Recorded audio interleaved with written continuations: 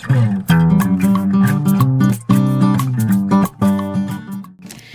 everybody, welcome back to my channel.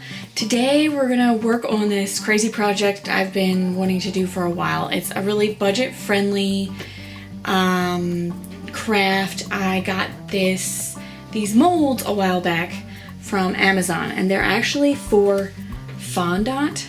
Oh great, just put my finger in the sticky bit again. And I got them to try to melt some 3D printable plastic in with my neighbor, and we did try it, but I don't know if the juice was worth the squeeze. And we also didn't have like the best oven. It didn't get hot enough. I feel like if we had a regular oven, but we didn't want to like melt that plastic in a regular oven, so we did a toaster oven. Anyway, that project, I'll show you what the things that we made with it here on my screen. It worked. It was kind of fun. The juice wasn't worth the squeeze, but I still have these cool molds, and I wanted to try and make something else. They're actually fondant molds for making icing for cakes and stuff. But today I got this resin from the Dollar Tree, one of my favorite stores, and it's just an epoxy resin. It came, each was $1. What is it now, 25, 50? Anyway, but you had to get both parts, A and B, to mix. So you one part, two part, mix it, and then it hardens. And they also had little colors or pigments, and I got blue. I wish, I'm kicking myself, I would have got yellow, because then I could have painted some like gold and made them look like yellow golden frames with these ornate bits. Anyway, I love it. It came out so cool. So you need those epoxy pieces, and you need the pigment if you want color, and then some kind of mold to put it in, and the frames are cute. And they came out small. They're not big frames, so these are going to be like little fridge magnets or ornaments for the Christmas tree coming up. You know, you could put these on your wall, like really tiny little gallery wall, but I made them into fridge magnets. You'll also need probably the hot glue gun to glue on the magnet, and maybe possibly the picture to the frame. And then also I used an X-Acto knife because some of the epoxy kind of spilled over. Hindsight, maybe I would have wiped it, because some of them, one, I got really clear and clean, and so I didn't have to do any cutting on. A lot of the rest of them I did. So X-Acto knife. So the first thing I did here was mix the resin, making sure to follow the instructions. Most resins are a 1-to-1 ratio of the resin to the hardener. So it's an epoxy resin that I used here, and then the epoxy hardener, part A and part B, and I just squirted both into the cup to mix them together. Hello.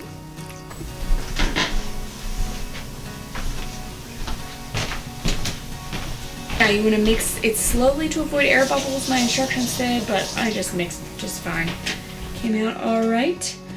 Then we added the color. You can use more than one color. Could have done a swirl. I wish I would have done gold or yellow, but I picked blue here. More color added, the darker it looks. Once you got it all mixed together is the fun part of pouring it into the mold. Again, I just used an old Italian ice cup. Maybe if I would have had it with something with better pour spout, I wouldn't be able to get it better. This one poured the best because it was the biggest mold and it was the easiest to fit in here. Like this one, so you can see how it has the big chunks, so that one was trickier, and they kind of overflowed. And definitely use that little, I used kind of like a toothpick or a skewer to kind of poke it in to make sure it was getting to every little wrinkle and crack on those molds.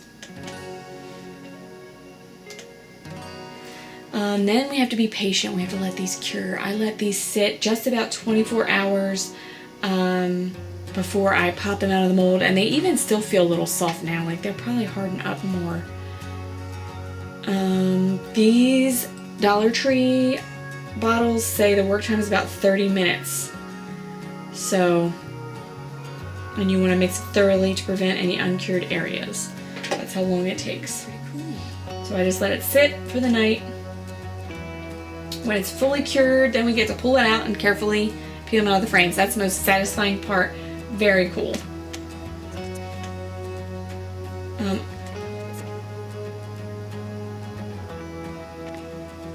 I really love how these turned out. They're perfect for these little mini frames for my fridge.